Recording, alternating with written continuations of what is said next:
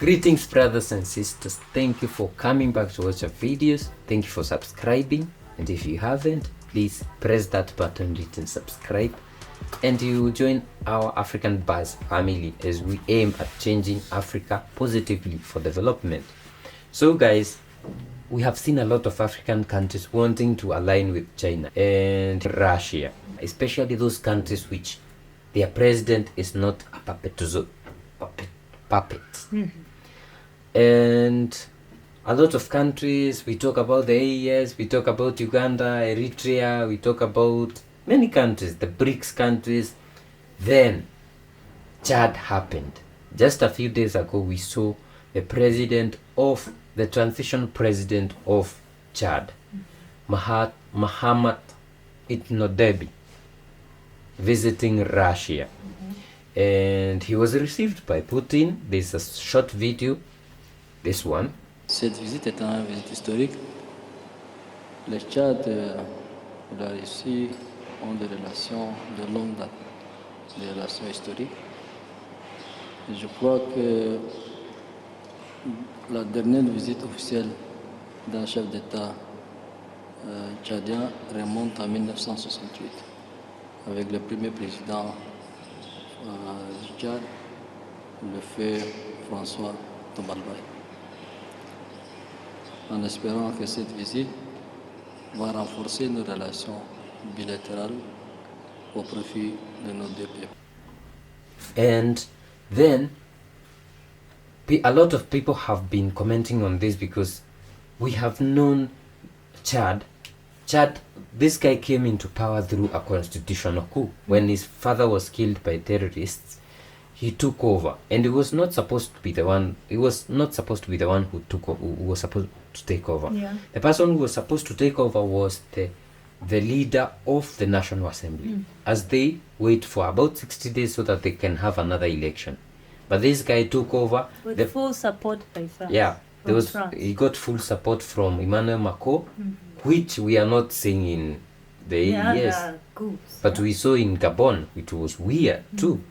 So this guy traveled to Russia, and they are saying that he wants to create these good relations because they have been having relations. Yeah. But the question is, you saw when France troops left Niger, they were taken to Chad. So Chad has about 15,000 or over 12,000 French military, French troops in Chad. The whole country. That is like a whole country. It's like, what are they doing there? The whole army. And how much is left in France when you've taken all of those? Of course they have men, Hey. but 15,000 is a lot. So imagine they are there protecting their interests, and you are going talking about sovereignty. You are not sovereign, you are not independent. And you remember, when you are under these guys, they are the ones who tell you who to create pacts with, align with. So we have a lot of questions regarding the president of transition of Chad visiting Russia as a sovereign country. Well, this is what he said. I came as a friendly country, a brother country, a sovereign country that wants to strengthen its relations with a friendly country. Yeah, so he's hoping that his visit will help strengthen bilateral relations with Russia. Between Chad and Russia. But first, why don't you remove your biggest problem in your country, France? And then now you can start seeing, because France doesn't allow you to have anything else apart from what they agree with. Yeah.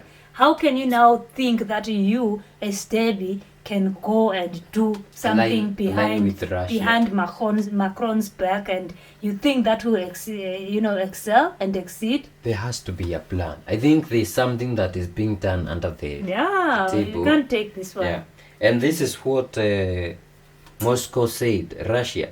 He said Russia is closely monitoring the situation in Chad, alarmed by terrorist attacks. Putin says Moscow will contribute to stabilization in Chad. The leader added that Russia is ready to double the quota for students from Chad. You see, so the Russia doesn't have a problem with helping. You are coming they have their because own interest also. we have relations with you. But I'm wondering, because if it's for the French wanting, they would say we don't want you to align with Russia. But now they must be up. Why did they allow it?